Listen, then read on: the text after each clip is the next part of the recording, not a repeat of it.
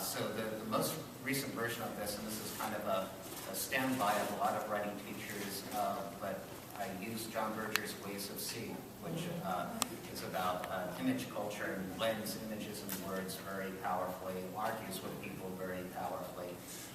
Next semester, I'm going to teach a writing course that the central text will be Virginia Woolf's Room of One's Own, because I really want to try to get at the idea of a non-thesis-based argument or critical essay. As much to talk to my colleagues as to talk to my students about that. Because I don't think that for the most part what academics do is state a thesis and then offer 3 examples of why that is. And then Wolf gives a really interesting example. So that's what I tend to center my work on. I did just to go back to the original question, that is a fabulous assignment, and you have a written version of it that you'd like to send me. I would love to see it. Absolutely. Yeah.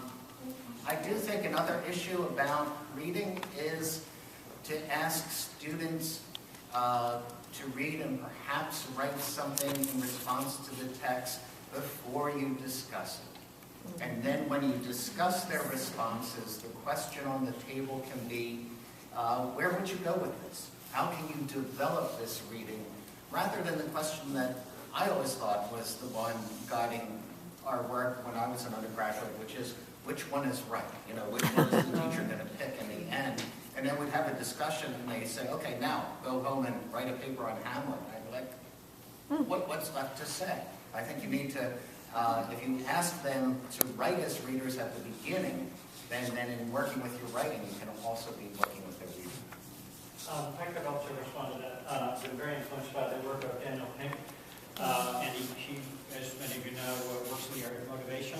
And it seems to me if we want to encourage deep reading, or we want to encourage proficient behavior in any endeavor, we really have to pay attention to what Pink points out about what motivates people to do anything at all. And he points out that they need to have autonomy. They need to have some degree of choice in what they're doing. They need to believe that they're able to progress toward mastery. And they also need to believe that what they're doing is something of value, that's going to make some contribution of some sort. I think that's why, in relation to the student teachers I work with, I never have a problem of deep reading. All of my student teachers are deep readers of their own prior texts, their own classes. Why? Because they have those 3 Daniel Pink ingredients. And it just happens over and over again. That's why I love my job. But it is something that we all need to think about as teachers, particularly if we're going to focus on what gives us a sense of doing something worthwhile in our teaching profession. Catherine?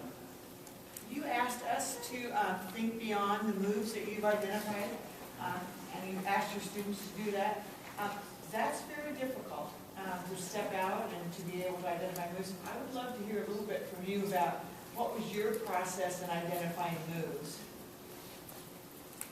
I'm not sure that I remember anymore, to tell you the truth. I mean, I think that's one of the problems with asking a writer about either her intent or her process is that, at least in my experience, that stuff tends to disappear to some degree. And one of the values of writing is that it leaves you with something else instead.